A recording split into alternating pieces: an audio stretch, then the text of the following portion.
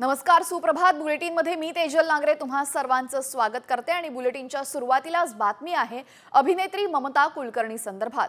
काही दिवसांपूर्वीच ममता कुलकर्णीने तिच्या महामंडलेश्वर पदाचा राजीनामा दिला होता. मात्र आता पुन्हा एकदा अभिनेत्री ममता कुलकर्णी महामंडलेश्वर बनलेली आहे.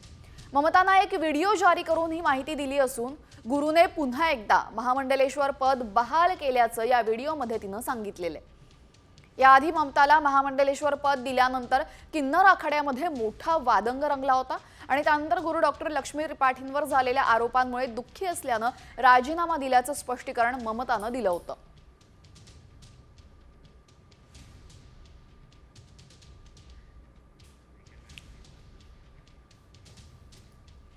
तर या बातमीनंतर आता पाहूयात राजकीय वर्तुळातल्या महत्त्वाच्या बातम्यांचा वेगवान आढावा.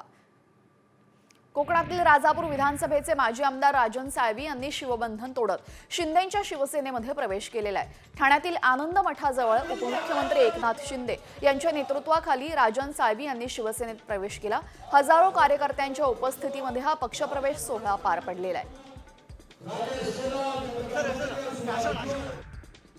राजन साळवींच्या पक्षप्रवेशानंतर ठाकरे गटाचे नेते विनायक राऊत यांनी साळवींवर निशाणा साधला. स्वतःच्या स्वार्थासाठी सत्ताधारी पक्षाकडे जातात नाईलाज म्हणून राजन साळवी यांना आता ज्यांच्या विरोधात लढले त्या सामंतांच्या हाताखाली काम करण्याची नामुष्की ओरडवल्याची टीका विनायक राऊतांनी केलेली आहे. राजन साळवींच्या पक्षप्रवेशावेळी उपमुख्यमंत्री शिंदेंची डायलॉगबाजी पाहायला मिळाली. डायलॉगबाजी करत शिंदेंनी ठाकरेंना टोले हाणलेत. विचारांना लागली वाळवी, तिथे कसा राहील राजन साळवी असा बॅनर वाचला. तिकडे वाळवी लागलेली आहे म्हणून राजन साळवी इकडे आला असं म्हणत शिंदेंनी ठाकरेंवर टीका केलेली आहे.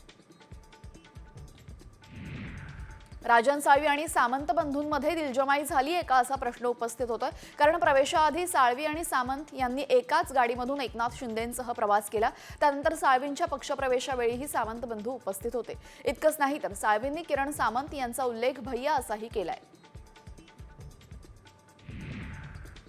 राजन साळवींपाठोपाठ माजी आमदार सुभाष बने धनुष्यबाण हाती घेणार आहेत. 15 फेब्रुवारी रोजी एकनाथ शिंदेंच्या उपस्थितीमध्ये त्यांचा पक्षप्रवेश होणार आहे. यावेळेस त्यांचे शेकडो समर्थक सुद्धा शिवसेनेत प्रवेश करणार आहेत.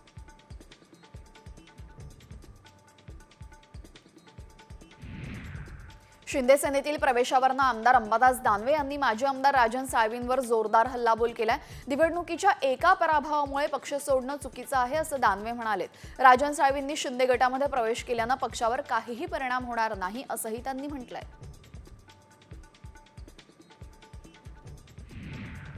राजन साळवींनी संपूर्ण महाराष्ट्राला दाखवून दिलेलं आहे की उद्धव ठाकरेंना मी शेवटपर्यंत साथ देण्याचा प्रयत्न केला, पण आज त्यांच्याकडे सगळं संपलेलं आहे. ये तो झाकी है और बहुत कुछ बाकी है असं रामदास कदम म्हणालेत.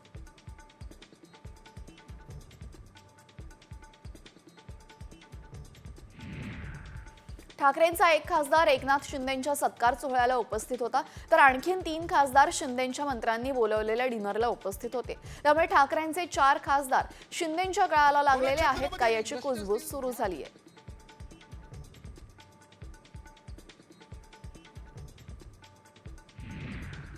ठाकरेंचे खासदार फुटणार असून त्यामध्ये संजय दिना पाटील, नागेश पाटील आष्टीकर, संजय जाधव यांचं नाव चर्चेत आहे. मात्र ऑपरेशन टायगरच्या चर्चा खोट्या असल्याचं खासदार संजय दिना पाटील यांनी म्हटलेलं आहे. संजय दिना पाटील यांनी शिंदेंच्या सत्कार सोहळ्यामध्ये हजेरी लावली होती.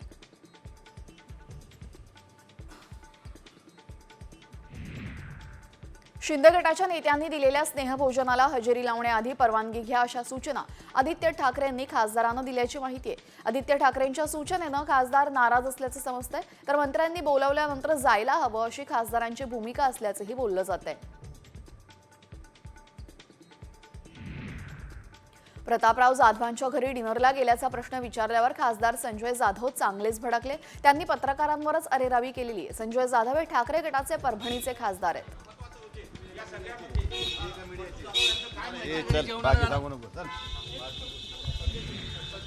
शब्द जरा जपून वापरा. शरद पवारांची देशातील राजकारणाची उंची फार मोठी अशा शब्दात जितेंद्र आव्हाड यांनी संजय राऊतांना थेट इशारा दिलाय. शरद पवारांनी उपमुख्यमंत्री एकनाथ शिंदे यांचा महादजी शिंदे राष्ट्रगौरव पुरस्काराने गौरव केला. यावेळी शरद पवार यांनी एकनाथ शिंदे यांचं कौतुक केल्यामुळे उद्धव ठाकरे गटानं तीव्र नाराजी व्यक्त केली होती. ठाकरे गटाचे खासदार पुन्हा एकदा फुटण्याची शक्यता आहे आणि त्याच पार्श्वभूमीवर आदित्य ठाकरे यांनी खासदारांना वज्रमूठ कायम ठेवण्याच्या सूचना दिलेल्या आहेत। आदित्य ठाकरेंनी दिल्लीमध्ये ठाकरे गटाच्या खासदारांची बैठक घेतली आणि प्रत्येक खासदारांना आपापसात संवाद ठेवावा असा सल्ला आदित्य यांनी दिलेला आहे।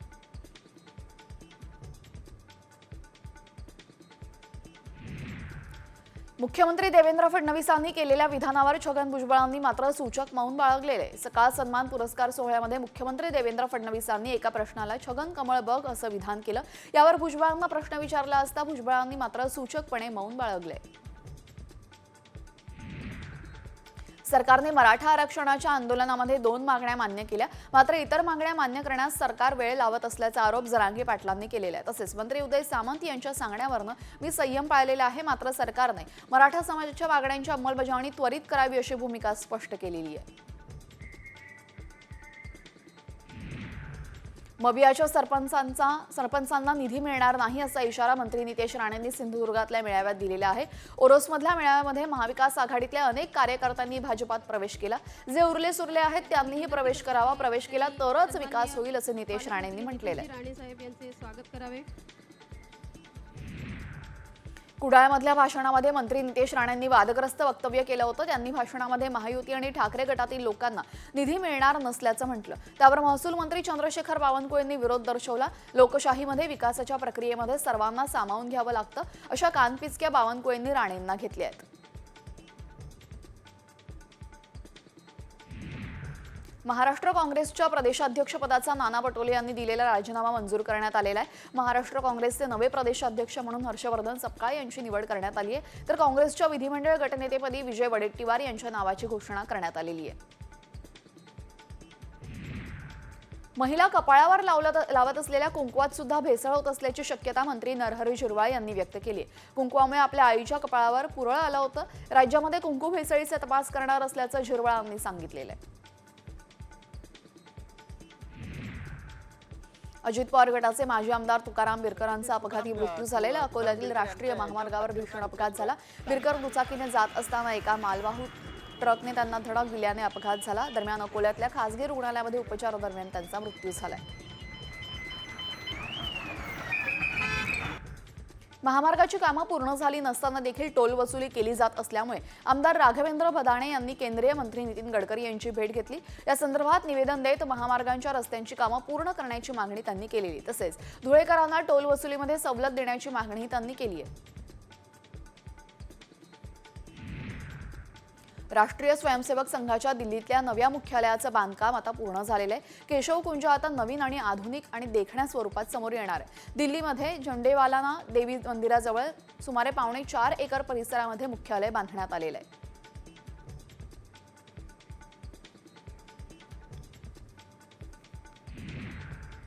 एक मोठी बातमी समोर येते। कोल्हापूरहून मुंबईकडे निघालेल्या महालक्ष्मी एक्सप्रेसच्या एसी डब्याला आग लागलेली आहे। दरम्यान काल रात्री कोल्हापूर ते रुकडी दरम्यान ही आग लागली, त्यामुळे एकच खळबळ उडाली होती। दरम्यान आगीवर वेळीच नियंत्रण मिळवल्यानं मोठी दुर्घटना टळलेली आहे आणि यामध्ये कोणतीही जीवितहानी झाली नाही। महालक्ष्मीच्या एसी डब्याला आग लागली होती। आगीवर तातडीने नियंत्रण मिळवण्यात यश आलं आणि त्यामुळे मोठा अनर्थ इथे टळलेला आहे।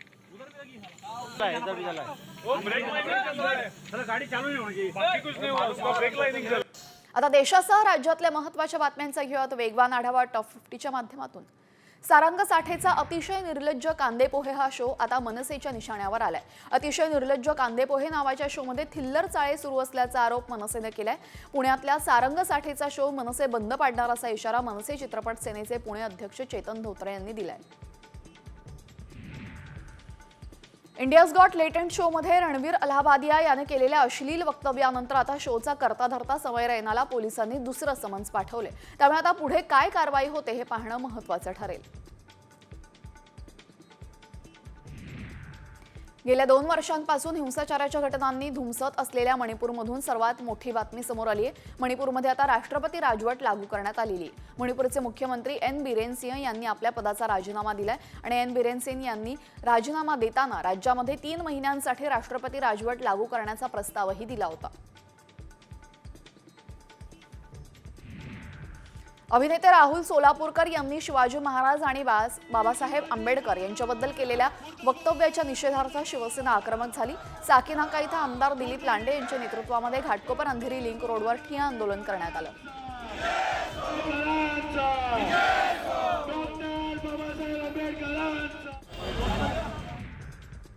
राहुल सोलापूरकर यांनी केलेल्या वादग्रस्त वक्तव्याविरोधात दौंड शहरातील सर्वपक्षीयांनी निषेध नोंदवलेला आहे। यावेळेस राहुल सोलापूरकर यांच्या फोटोला जोडे मारत आंदोलन करण्यात आलं। तसेच सोलापूरकर यांच्या विरोधामध्ये देशद्रोहाचा गुन्हा दाखल करण्याची मागणी आंबेडकरी अनुयायांनी केलेली आहे।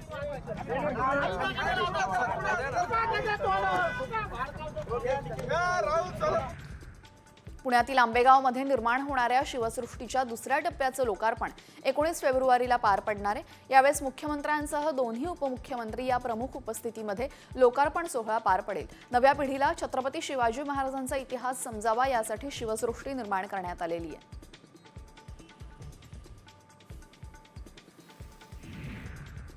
माघी यात्रेसाठी आलेल्या अधिकाधिक भाविकांना विठुरायाच्या दर्शनाचा लाभ घेतलेला आहे।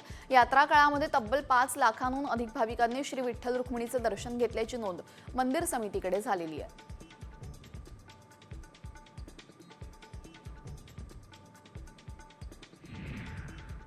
पोहरादेवीमध्ये संत सेवालाल महाराजांच्या जन्मोत्सवाला सुरुवात झालेली आहे। 15 फेब्रुवारीला संत सेवालाल महाराजांचा 286वा जन्मोत्सव साजरा होणार आहे। या निमित्ताने संपूर्ण पोहरादेवी गाव आणि मंदिर परिसर विद्युत रोषणाईने सजवण्यात आलेला आहे।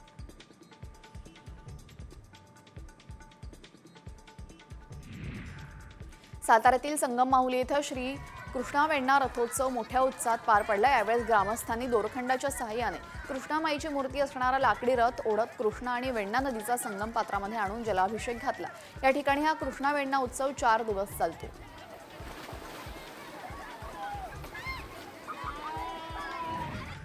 तुळजाभवानी मंदिराच्या गर्भगृहाच्या भिंतीचा एक्स-रे करण्यात येणार आहे। तुळजाभवानी मंदिराच्या भिंतीच्या अगदी आतील तड्यांचा शोध घेण्यासाठी एक्स-रे तंत्रज्ञानाचा वापर करण्यात येईल। मुख्य गाभाऱ्यातील आणि सभामंडपातील दगडी बीम, स्तंभ आणि कर्णशिळांमध्ये तडे आढळून आलेले आहेत।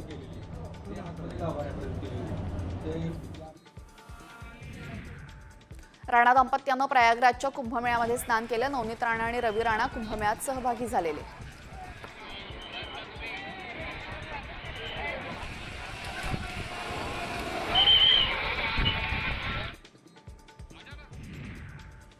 आता बातमी आहे मुंबईमधून। मुंबईच्या छत्रपती शिवाजी महाराज आंतरराष्ट्रीय विमानतळावर कस्टम विभागानं मोठी कारवाई केलेली आहे। मुंबई आंतरराष्ट्रीय विमानतळावरनं 4.25 कोटींचं सोनं जप्त करण्यात आलेलं आहे। तर नैरोबीवरून आलेल्या केनियन नागरिकांकडून तब्बल 1.85 कोटींचं सोनं जप्त करण्यात आलेलं आहे। 1.74 लाख रुपयांचं सोनं विमानतळावरील आगमन हॉलमधून जप्त केलंय। तर दुबईच्या प्रवाशाकडून देखील 61 लाखांचं सोनं जप्त करण्यात आलेलं आहे। दरम्यान 2 प्रवाशांना या कारवाईमध्ये अटक करण्यात आली असून अंतर्वस्त्र तसेच पट्ट्याची बक्कल आणि ट्रॉली बॅगेमध्ये लपवून सोन्याची तस्करी केली जात होती।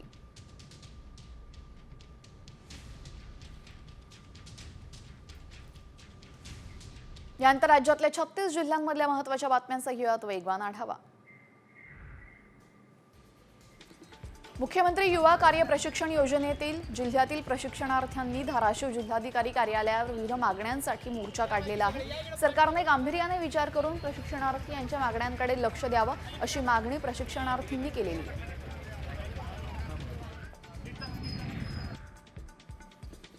पुण्यातील मोबस हॉटेल कंपाऊंड येथील सरकारी जागेचा वाद निर्माण झालेला आहे। जागेच्या बेकायदेशीर व्यवहाराविरोधात आणि व्यावसायिकांच्या पुनर्वसनासाठी आंदोलन करण्यात आलेले आहे। यावेळेस पोलिसांनी आंदोलनकर्त्यांना ताब्यात घेतलेले आहे।